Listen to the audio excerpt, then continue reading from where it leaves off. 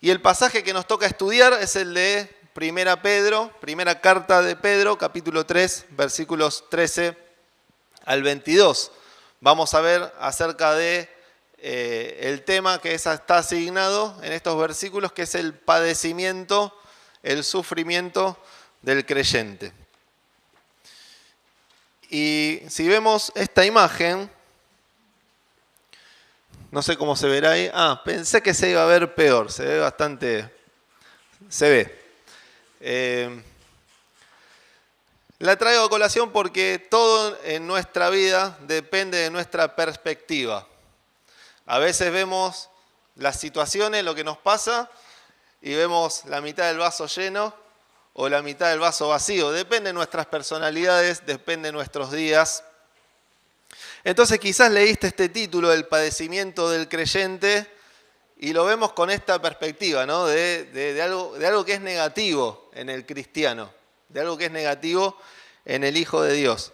Y la perspectiva se trata de eso, de cómo miramos, de cómo vemos las cosas. La perspectiva conlleva a que se nos generen ciertas expectativas. Ahora, esas expectativas que nosotros generamos no dejan de pasar por un filtro de una naturaleza caída, por más que hayamos sido regenerados, ¿no? No dejamos de tener, de ser una raza caída en nuestra humanidad. Entonces ponemos expectativas con una mirada sesgada. ¿Por qué? Porque siempre apuntamos al egoísmo. De hecho, si yo pregunto, ¿quién quiere padecer? ¿Quién quiere sufrir? Nadie va a levantar la mano. ¿Por qué? Porque nuestra tendencia natural nos lleva a esto, a no padecer, ¿no? A la búsqueda del bienestar. Así que lo que queremos intentar reflexionar esta noche es la perspectiva correcta del padecimiento del creyente. Y con el permiso al hermano que le toque el capítulo 4, los primeros versículos, leo simplemente, dice capítulo 4, versículo 1, que no es el pasaje que tenemos que estudiar, pero que lo vamos a leer solamente. Dice, puesto que Cristo ha padecido por nosotros en la carne, vosotros también armaos del mismo pensamiento, pues quien ha padecido en la carne terminó con el pecado, para no vivir el tiempo que resta de la carne conforme a las concupiscencias o a los malos deseos, podemos traducirlo, de los hombres, sino conforme a la voluntad de Dios. ¿Cuál es la perspectiva del sufrimiento en el cristiano? Está ligada a hacer la voluntad de Dios. Si es bueno o si es malo es un juicio de valor que podemos hacer humanamente en nuestra humanidad, con una vieja naturaleza incluso, ¿no? Pero el sufrimiento en el cristiano conlleva a hacer la voluntad de Dios. Entonces vamos a estar pensando en este padecimiento desde la perspectiva correcta, que es la perspectiva o el punto de vista de Dios, ¿sí? De lo que dice la Escritura o la perspectiva teológica, si se quiere, del sufrimiento. Pedro escribe a un público en donde están siendo perseguidos. A quien le escribe Pedro están viviendo en un contexto de persecución. Para las personas que están recibiendo lo que Pedro escribe, es natural que sean perseguidos. Por eso Pedro también escribe con esta tónica en toda la carta. Acuérdense siempre de leer la carta entera. Nosotros hoy nos vamos a ir de acá, vamos a comer algo, vamos a prepararnos para el día de mañana, seguramente el fin de semana nos preparemos para el domingo venir acá. ¿Por qué? Porque queremos, porque es un acto consciente, pero es natural, sale solo. Bueno, naturalmente eran perseguidos en este momento. Y Pedro entonces los anima y les escribe acerca de lo que es el padecimiento. Sin ir más lejos, el capítulo 4 dice, Pedro dice, no se sorprendan como si les estuviera sucediendo algo extraño, ¿no? Les dice. Entonces, este tema es muy bueno analizarlo nosotros como iglesia, rescatando los principios que vemos en la Escritura, porque nuestra cultura occidental nos lleva a priorizar la comodidad, el bienestar, y en eso podemos caer como cristianos y puede producir en nosotros un concepto errático de lo que es el padecimiento. Entonces el desafío también en esto que estemos compartiendo es que si el Señor murió por mí en la cruz y sufrió, ¿por qué yo no voy a sufrir?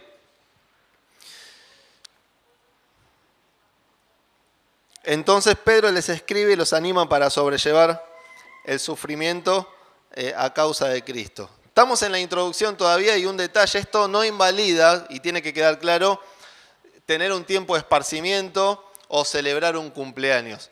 No ese es el principio. El principio es que si uno predica el Evangelio, si uno toma como privilegio, como sucedía en este momento, predicar el Evangelio, por más que hagamos el bien, como vamos a leer, el cristiano va a padecer. ¿Sí? La iglesia siempre va a ser perseguida. Y me atrevo a decir que a nosotros quizás no nos persiguen porque tampoco generamos las condiciones para que nos persigan. Salgamos a decir que Dios no aprueba el homosexualismo abiertamente. Vamos a ver si somos perseguidos o no somos perseguidos. Levantemos los valores de Cristo en nuestros ámbitos cotidianos. Estudio, trabajo. Levantalos de verdad los valores de Cristo. Vas a ver si no vas a ser perseguido. Invitaciones que no vas a tener. Quizás, claro, no vas a ser perseguido como en esta época que te ponen un espadazo en el cuello y ya está. Pero vas a ser rechazado, vas a ser corrida. Va a haber invitaciones que no vas a recibir. Va a haber oportunidades laborales que no van a estar, ¿no? ¿Por qué? Porque el cristiano, por levantar los valores de Cristo, por predicar el mensaje de Cristo, padece. Y eso, si bien es condicional en parte, porque Dios, lo vamos a leer ahora, podemos padecer si Dios así lo quiere, es muy probable que cuando querramos nosotros, como hijos de Dios, predicar el Evangelio, con nuestras palabras, con nuestro testimonio, encontremos contrariedad y tengamos que padecer. Entonces, este pasaje también, y ya cierro la introducción, nos lleva o podemos rescatar el principio de desaprender esto de que el testimonio es decir, voy a la iglesia. Sí, yo soy cristiano, voy a la iglesia, ¿no? Desaprender eso, porque también es cómodo en nuestra cultura occidental. Yo soy cristiano, voy a la iglesia, y ahora que es todo tan relativo, bueno, el hombre quiere ser mujer, la mujer quiere ser hombre, y vos sos cristiano y vas a la iglesia y todo sigue. Y yo prediqué. No, ese es el padecimiento tal como lo vemos en la palabra de Dios, y a eso nos vamos a aproximar ahora en la lectura. Esteban en el Nuevo Testamento, apedreado, Daniel en el Antiguo Testamento, y podemos mencionar otros personajes, con sus acciones tuvieron que padecer, con sus acciones mostraron los valores y mostraron a Dios. Y ese es el costo del discipulado, que en parte este pasaje nos lleva a pensar de esa manera. Vamos a estar hablando, en primer lugar, la seguridad del padecimiento. Son breves los puntos, no se preocupen, es tarde, estamos cansados, ya lo sé. Versículos 13 y 14. El señorío de Cristo en el padecimiento. Versículos 15 al 17 del capítulo 3. Y el sufrimiento de Cristo como ejemplo. Lo vamos a ver en los últimos versículos, y los últimos versículos hacen una similitud con el diluvio y el bautismo, que también lo vamos a aclarar porque estamos en un encuentro de estudio y también es necesario quizás aclararlo. Así que leemos.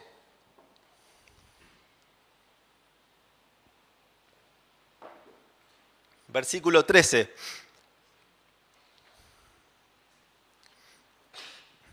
¿Y quién es aquel que os podrá hacer daño si vosotros seguís el bien?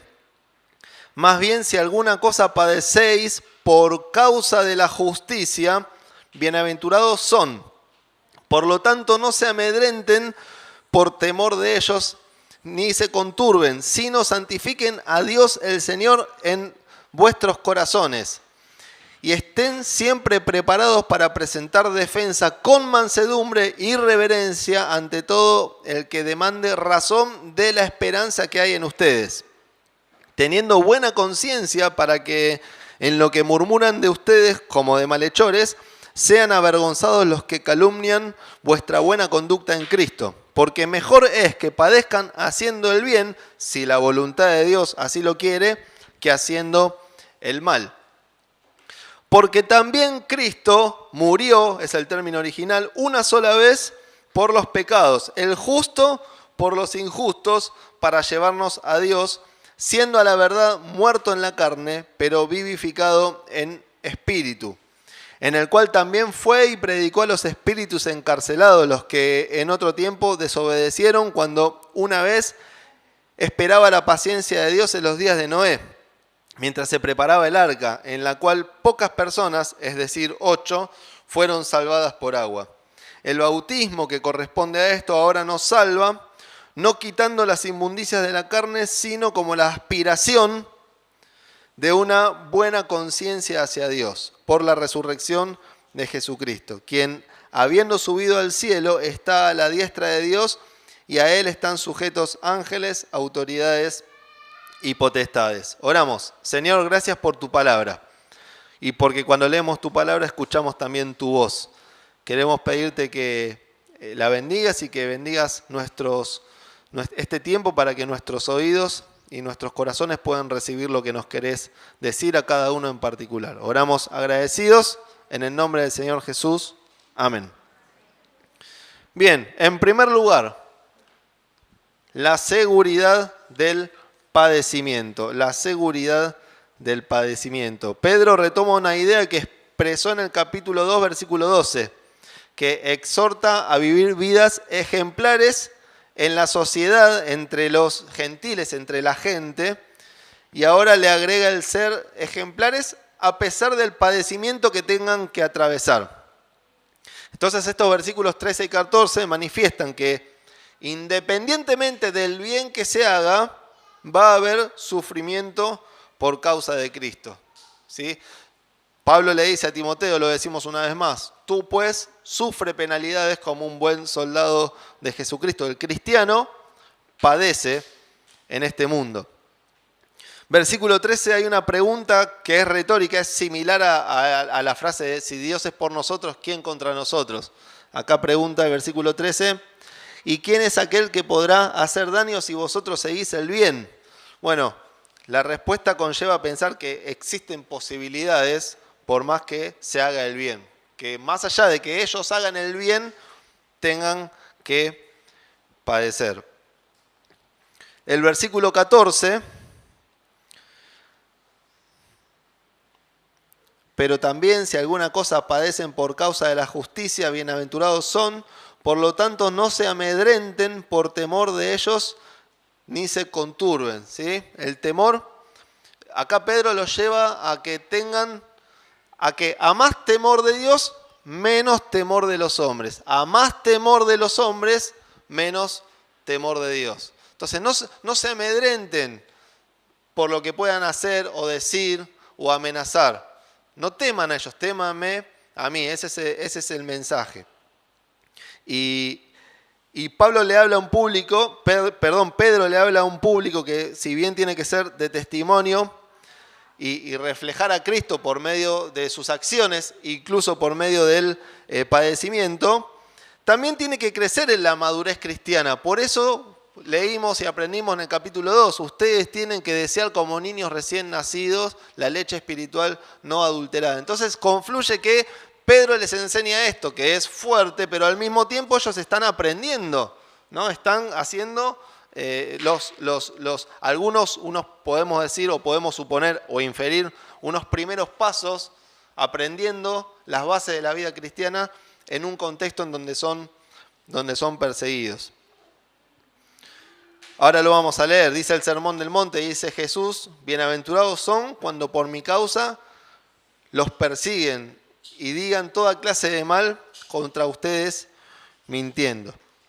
Entonces, Pedro, Pablo, Esteban, Daniel, José, desde la perspectiva de Dios, fueron personas que hicieron su voluntad y fueron personas bendecidas. No lo pensemos humanamente. ¿Cómo alguien que está padeciendo está siendo bendecido? Desde la perspectiva de Dios, estos personajes que mencionamos algunos, el Hijo de Dios que padece y que hace la voluntad de Dios está siendo bendecida también por Él, a pesar de que nos cueste humanamente entender esto. ¿Cómo terminó Pablo? ¿Cómo terminó Pedro? ¿No? Y fíjate cómo somos. Yo no recuerdo haber nunca estudiado el pasaje con profundidad en donde Pablo es apedreado y lo dejan casi muerto. Si lo leemos y lo pasamos por arriba para ir a la otra historia o al otro capítulo. Porque nuestra tendencia es corrernos de lo que nos hace mal, ¿no? Esa es la tendencia que tenemos. Entonces, este es el padecimiento desde el punto de vista de Dios, hacer su voluntad. No es si quiero o no quiero sufrir, es si quiero o si no quiero hacer su voluntad.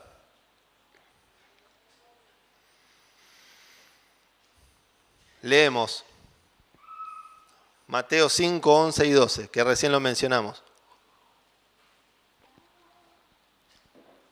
Bienaventurados serán ustedes cuando por mi causa los insulten y persigan y mientan y digan contra ustedes toda clase de mal. Gócense y alégrense, porque en los cielos ya tienen ustedes un gran galardón o una gran recompensa, pues así persiguieron a los profetas que vivieron antes que ustedes. La seguridad del padecimiento. En segundo lugar, el señorío de Cristo en el padecimiento. Versículos 15 al 17, lo leo rápido. Dice, sino santifiquen a Dios el Señor en sus corazones y estén siempre preparados para presentar defensa con mansedumbre y reverencia ante todo el que demande razón de la esperanza que hay en ustedes, teniendo buena conciencia, para que en lo que murmuran de ustedes como de malhechores sean avergonzados los que calumnian vuestra buena conducta en Cristo. Porque mejor es que padezcan haciendo el bien, si la voluntad de Dios así lo quiere, que haciendo el mal. ¿Sí? Estilo de vida del creyente, Cristo como Señor, Cristo como soberano. Detrás de eso viene el padecimiento, viene la renuncia, viene el costo de seguir al Señor. La mirada en el Señor Jesús como el Señor, como el soberano. Y el padecimiento, si me permiten, lo podemos dividir para reflexionar nosotros. Esto no está en la Biblia, es una reflexión para que nosotros tengamos desde dos perspectivas o dos enfoques. El padecimiento por causas externas, que es lo que vemos muy tangible acá, padecían porque eran perseguidos, porque se tenían que juntar quizás a escondidas, porque vivían con muchas presiones sociales en este momento, el pueblo judío disperso. Pero también podemos reflexionar un poco acerca del padecimiento que se da por causas más de tipo internas, ¿sí? Es esa tensión conmigo mismo. ¿Por qué? Porque cuando yo quiero padecer, estoy honrando a Dios. Y cuando yo honro a Dios, se rompen las barreras del orgullo personal. Cuando yo honro a Dios, se rompen las barreras del egoísmo. Cuando yo honro a Dios, renuncio a mí mismo. Y ahí también se padece, ¿no? Y decíamos, la tendencia natural es buscar la felicidad y el bienestar. Pero el otro día comentaba Rubén que el sufrimiento de Cristo está asociado a la gloria, ¿no? Y también el sufrimiento del creyente, el padecimiento del creyente, está asociado no a la gloria propia del creyente, sino a la gloria de Dios. Cuando nosotros padecemos y entendemos esto como voluntad de Dios, Dios es glorificado. Dios es glorificado. Ahora, eso requiere de mí correrme, romper con las barreras de mi orgullo, romper con las barreras de mi propia mismidad que me impide a veces glorificar a Dios. Es cuestión de cómo miramos el vaso, si seguimos con el ejemplo de lo que hablábamos, de la perspectiva. Y esa es la perspectiva del sufrimiento de acuerdo a lo que vemos en la Biblia. Dice el versículo 15, santificar al Señor en nuestros corazones, ¿no? Y ahí no apunta al también a este concepto del corazón occidental, ¿no? De lo pasional, sino que apunta al corazón como el centro de la voluntad de la persona, como el centro de las decisiones. Por eso les viene hablando Pedro cuando escribe, de fortalecer su comunión con Dios, porque eso va a producir que lo vean más como Señor y que lo santifiquen en todo lo que hagan. Sufrir es debilitarse. Cuando soy débil, soy fuerte. En la debilidad se manifiesta el poder de Dios. Dice Proverbios, porque como es el pensamiento de su corazón, así es Él, o tal es Él. Y también Pedro menciona esto de presentar defensa de la esperanza que profesamos. ¿Ustedes para qué tienen que estar preparados? Le dice Pedro. Para presentar defensa. ¿De qué? De la esperanza que profesan, ¿no? Y la esperanza en este grupo y en la iglesia primitiva era un combustible, era un fuego avivado. Ellos tenían esperanza, vivían con esperanza y eso los motivaba a ser santos. Cuando uno tiene una idea clara de la esperanza o de lo que espera, ¿no? O cuando uno ejercita su fe, porque es la certeza de lo que se espera, cuando uno ejercita su fe es movido a santificar con el corazón, con el centro de sus decisiones, a Dios. Y esta defensa, presentarla con mansedumbre, con reverencia, con una buena conciencia. Dice Simón Kistemaker, se pronuncia. Entiendo que se pronuncia así. Se escribe Kistemaker. La exhortación a responder a todo el que les pida no está limitada a los tiempos en que el cristiano deba comparecer ante alguna corte. En algunas ocasiones, el cristiano debe defenderse contra los ataques verbales de los incrédulos hostiles. En otras ocasiones se espera de él que le enseñe el evangelio a algún vecino que demuestra genuino interés en entender la religión cristiana.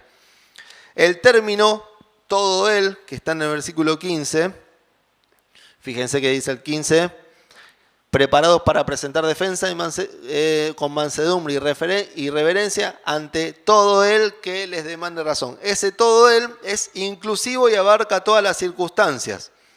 Cuando reverenciamos a Cristo como Señor, experimentamos que de la abundancia del corazón habla la boca. Por consiguiente, nuestras expresiones verbales deben ser ejemplares, amables y sanas. Debemos exhibir la habilidad de dar una respuesta a todo el que nos pregunta acerca de nuestra fe en Cristo. Fin de la cita. Y a esto agrego yo Colosenses 4:6 que dice: sea vuestra palabra siempre con gracia, sazonada con sal, para que sepan cómo deben responder a cada uno.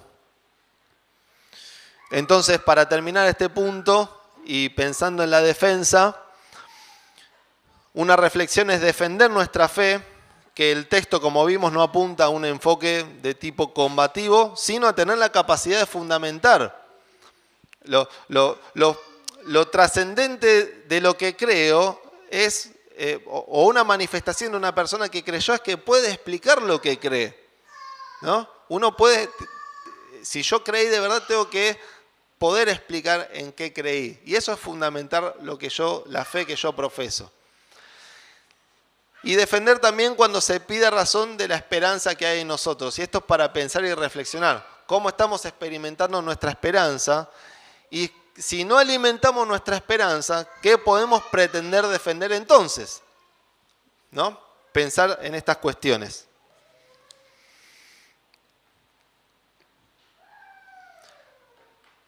Dice Dietrich Bonhoeffer, tal como Cristo es Cristo solo en virtud de sus sufrimientos y el rechazo, así el discípulo es discípulo únicamente en tanto que comparte los sufrimientos, rechazo y crucifixión de su Señor. El discipulado significa adherir a la persona de Jesús y, por lo tanto, someterse a la ley de Cristo, que es la ley de la cruz. Fin de la cita. Pablo dijo: sean imitadores de mí como yo de Cristo, ¿no? Y es muy romántico leer ese versículo. Pero Pablo lo imitó a Cristo también muriendo, como Cristo murió, ¿no? Entonces, si vamos a imitar, imitemos completo, sería como el mensaje. Porque, repito, nuestra tendencia nos lleva a imitar a Cristo con lo positivo, ¿no? Pero con lo que implica también pagar un costo, también hay que imitar a Pablo como Pablo imitaba al Señor Jesucristo. El señorío de Cristo en el sufrimiento, en el padecimiento. Último punto, el sufrimiento de Cristo como ejemplo.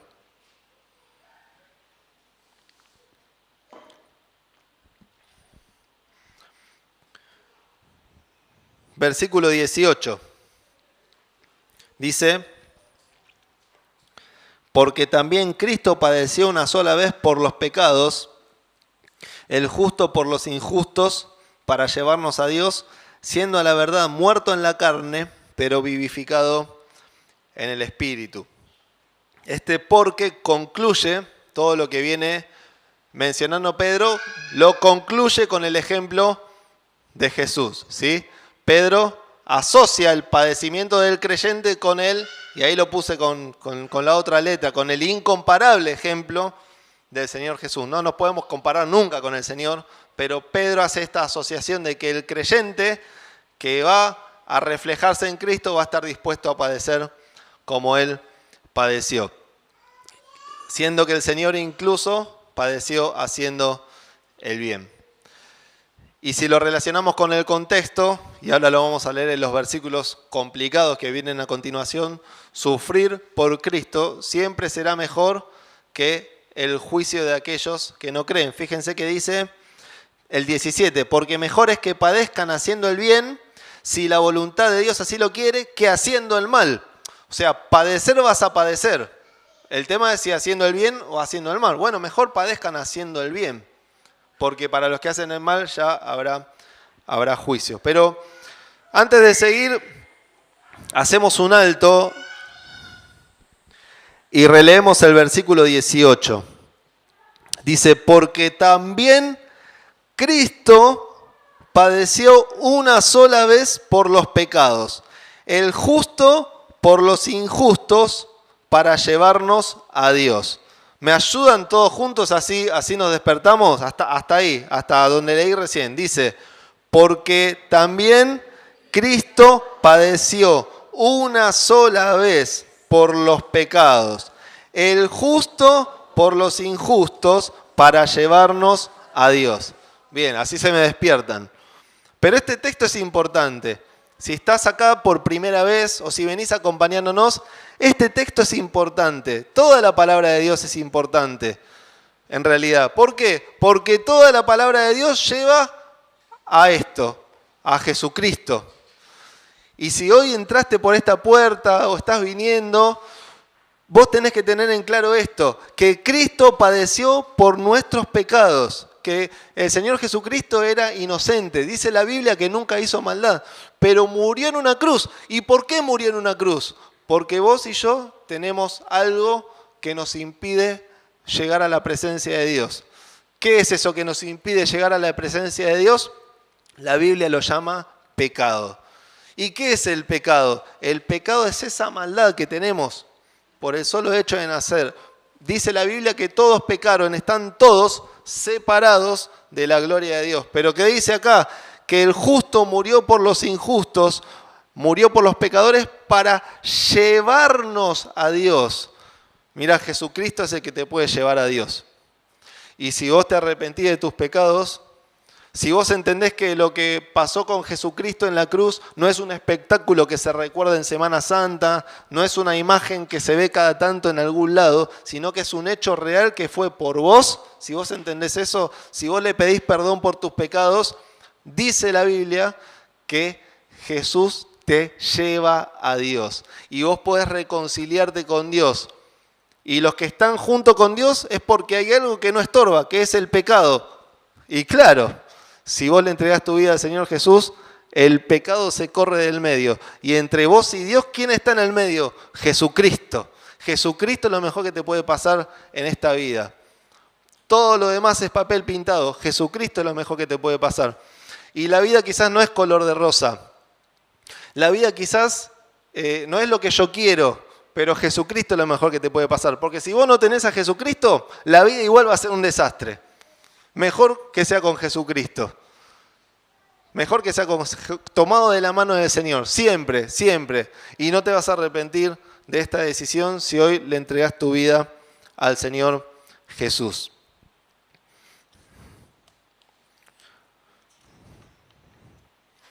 Algunas conclusiones. Si los hermanos me disculpan, los versículos 21 y 22 los vamos a obviar.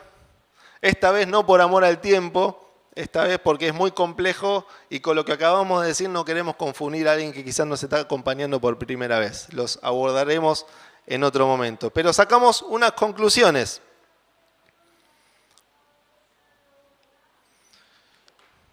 Estuvimos hablando de eso para repasar. La seguridad del padecimiento, el señorío de Cristo en el padecimiento y el sufrimiento de Cristo como un ejemplo. Este pasaje, para concluir, es contracultural. Vieron que leemos el Sermón del Monte y dicen la contracultura cristiana. Bueno, este pasaje también es contracultural. Y nos presenta una perspectiva correcta y teológica de lo que es el sufrimiento o el padecimiento.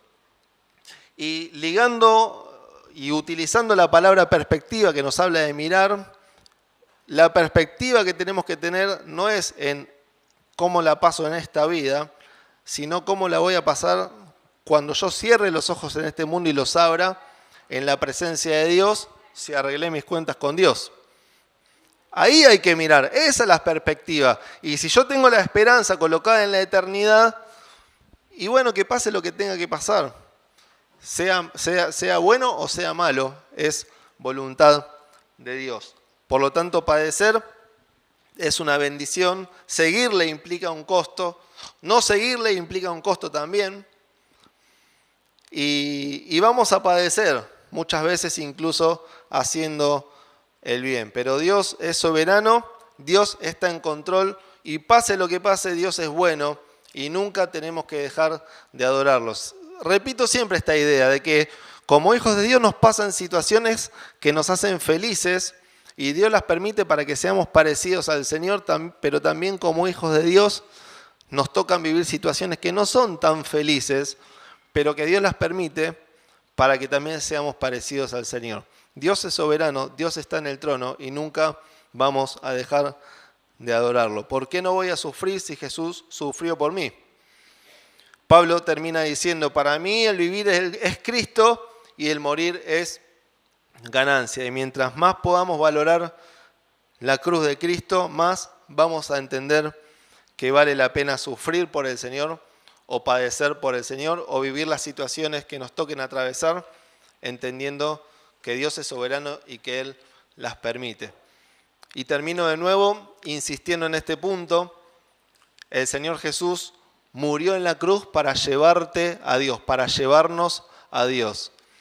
Y si estás en este lugar y es un día donde la iglesia se junta a estudiar y a veces son palabras difíciles, el idioma en donde la Biblia está escrita tiene sus complejidades, pero lo que te tiene que quedar claro es esto, que Dios te ama, que Dios envió al Señor Jesucristo a morir en la cruz por tus pecados y que tenés un problema, lamentablemente, que tenemos un problema, que es el pecado, y el pecado se trata en un solo lugar, que es la cruz del Calvario, donde Cristo murió, y ahí podés acudir a Jesús para arrepentirte de tus pecados y para estar en paz, hacer las paces, estar en paz con Dios. Gracias por la paciencia, que Dios nos bendiga y que podamos seguir reflexionando los jueves y domingos que vienen en estas cartas de Pedro que también nos hacen en nuestras vidas particulares y también en nuestra vida de iglesia.